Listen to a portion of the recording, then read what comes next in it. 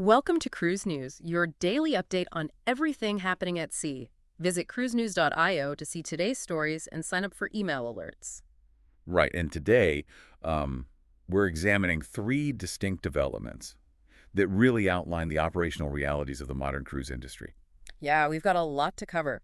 We're going to look first at a shoreside incident in Italy that required immediate local police intervention. And then we'll review a federal sentencing handed down in Maine, which concerns an onboard assault in international waters. Right. And finally, we will unpack the latest commercial itinerary announcements in the rapidly growing sector of themed music charters. When you look at the entirety of today's news, you really see two massive mechanisms constantly at work in this industry. Exactly. On one hand, you have the rigorous enforcement of safety and legal protocols, and this is across multiple overlapping jurisdictions. Because, an incident can occur on a city street during a port call, or it can happen in a cabin far out at sea. Right, and the legal machinery required to process those events is incredibly complex.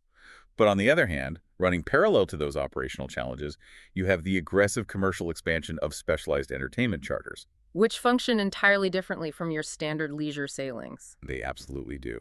So let's start with the shoreside incident reported out of Italy because it perfectly illustrates that immediate logistical challenge you mentioned. Right. On Tuesday, June 9th, a 14-year-old French cruise passenger was assaulted in Genoa. And we want to be clear on the facts here. The incident occurred shortly before 11:30 in the morning on Via Gramsci. Yeah, and for some geographical context for you listening, Via Gramsci is a major street positioned right by the primary cruise terminal area. It's very close to a metro station, too. Exactly. It is an area heavily trafficked by tourists who are just, transitioning from the port into the city.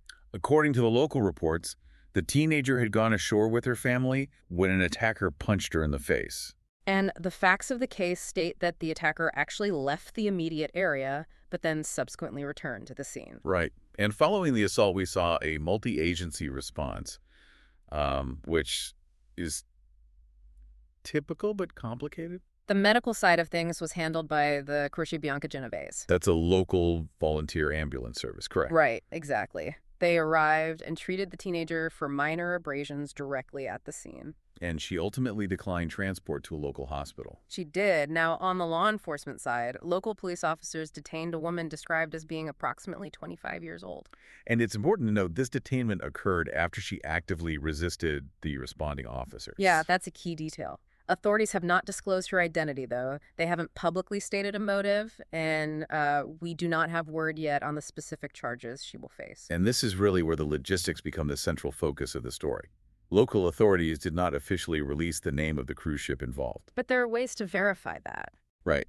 When we look at the Maritime logs for June 9th, the MSC Musica was the sole cruise ship docked in Genoa on that day. Right. What remains unconfirmed, though, is the exact nature of the family's itinerary. Right. We don't know if they were just beginning their cruise, ending it, or simply visiting Genoa for a standard port call. And I want to stop and unpack that specific point, because if you are looking at this from the perspective of local municipal police, the cruise industry creates a very specific set of investigative hurdles. It's a massive challenge. If I am a police officer in Genoa and I'm responding to an assault involving international citizens whose primary residence for the week is a departing vessel, your investigative window is incredibly narrow. Exactly. How do local authorities actually manage evidence collection and formal statements before a ship simply pulls the gangway and leaves? It is a race against the clock. It's one of the most challenging aspects of tort city law enforcement. I can imagine. If that family was just making a transit port call on the MSC Musica, the police essentially have a hard deadline of late afternoon. Right, before the ship sails. Exactly. They have to immediately secure the scene and prioritize formal, legally binding statements from the victim and the family members. Because they know these primary witnesses will be leaving Italian jurisdiction in a matter of hours. Right. So they cannot afford to schedule a follow-up interview for the next morning. Precisely. There is no next morning. The local police must establish a direct line of communication with the cruise line's port agent. And the port agent is the one who handles local logistics for the ship. Right. They act as the liaison between the ship's security officer and municipal law enforcement. They have to ensure that all initial depositions are completed. And I assume they need to make sure they have permanent contact information, too. Absolutely. They need contact info for the French authorities should they need to follow up once the family returns to France. Now, if the family was disembarking and ending their cruise in Genoa, the timeline is slightly more relaxed. It is, but the fundamental principle of expediting those preliminary steps really remains exactly the same. Which makes the on-site detainment critical. Highly critical. The fact that police were able to detain the 25-year-old suspect at the scene, especially after she resisted, means they secured the primary subject of their investigation. Right, before the victims departed the jurisdiction. Exactly. It anchors the case locally, even if the victims sail away. That transition from local authority to maritime logistics is complicated enough, but it brings us to a larger point about how physical location dictates legal proceedings in the maritime world. It really does. And that leads directly into our second story today, where we shift from a shoreside incident managed by Italian police to an onboard incident governed by United States federal maritime jurisdiction. Yes. This involves a federal sentencing that took place in Bangor, Maine. Right. On Monday, 46-year-old John Kelleher of Brewer, Maine, was sentenced by U.S. District Judge Stacy D. Newman. And this stems from an assault Kelleher committed against his then-girlfriend aboard a cruise ship. That's correct. The final sentence handed down was 12 months in federal prison, followed by 1 year of supervised release, along with an order to pay $360 in restitution. So, to understand how a federal court in Maine ended up ruling on an incident that happened out at sea, we need to walk through the established facts of the timeline. Right, the timeline is crucial here. Court filings state the assault took place on or about December 19th, 2024. And the voyage itself had departed from New York City. Right. The vessel involved was foreign flagged, specifically registered in Malta. Though federal authorities have not named the specific cruise line or the ship in their public documents. According to the U.S. Attorney's Office for the District of Maine, Kelleher had been drinking heavily on board. Right, and during an argument in their cabin, he assaulted the victim. The prosecution detailed that he punched her multiple times with a closed fist and bit her. And the victim managed to document the aftermath on her own mobile phone. She took photographs of a black eye, bruising, and bite marks. And there is a significant legal layer regarding Kelleher's status at the time. Yes, there is. He was actively on state probation in Maine when this occurred. Right. Court records show his probation terms explicitly barred him from leaving the state of Maine without prior permission. And they strictly prohibited him from consuming alcohol. So by taking a cruise out of New York and drinking during that voyage, prosecutors noted he violated multiple terms of his state probation in addition to committing the federal assault. He ultimately pleaded guilty to the assault charges on January 6, 2026. I really want to push on the jurisdictional mechanics here because this is a process that can seem incredibly opaque from the outside. It's very complex. The established timeline notes that the victim did not report the assault to the ship's onboard security while the voyage was underway. Right. It was only after she returned home that she contacted local law enforcement in Maine. And those local authorities then reviewed the report and referred the matter to the FBI, who investigated and eventually filed charges in June 2025.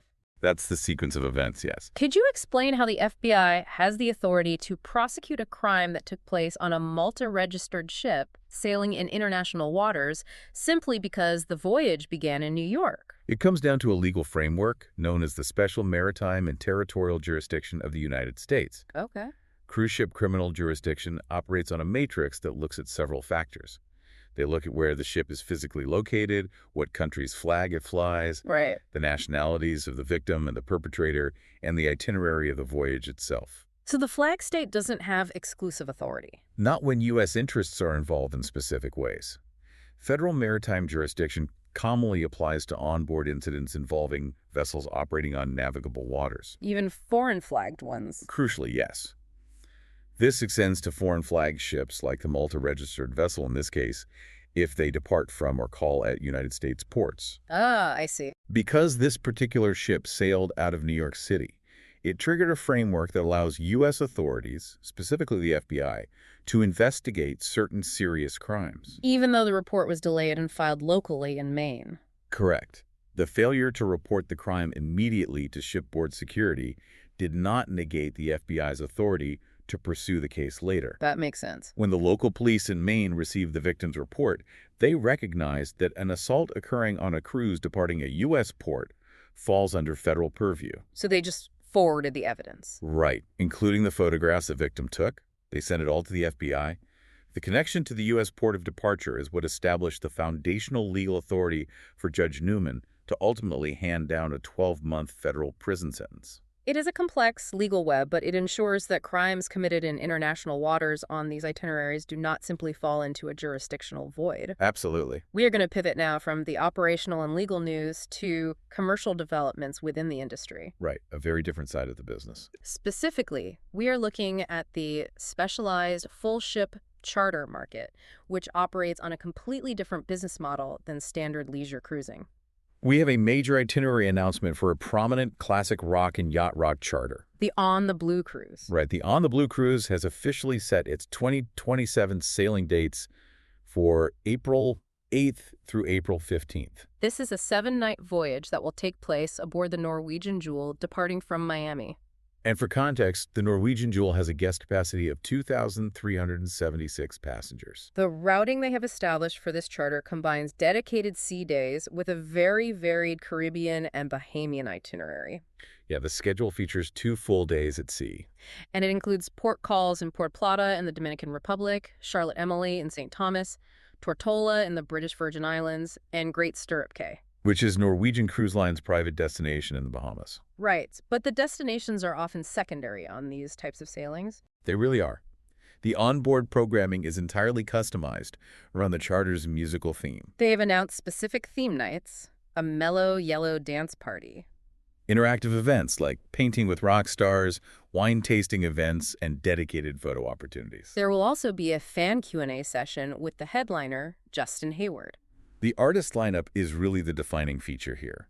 The organizers have announced a roster of more than 25 artists for the 2027 voyage. Justin Hayward of the Moody Blues is scheduled for performances drawing from his solo catalog and his work with the band. He is co-headlining this voyage alongside Rick Springfield. The build lineup also features Asia, Don Felder, who was formerly of the Eagles, Starship featuring Mickey Thomas. The orchestra, Al Stewart, and Leonid and Friends, who are specifically billed with the music of Chicago. Looking at the financial specifics released, the entry-level pricing for this 7-night charter begins at $1,499 per person. And that's based on double occupancy. It is important to clarify that this base fare is prior to mandatory taxes and an additional fee supplement.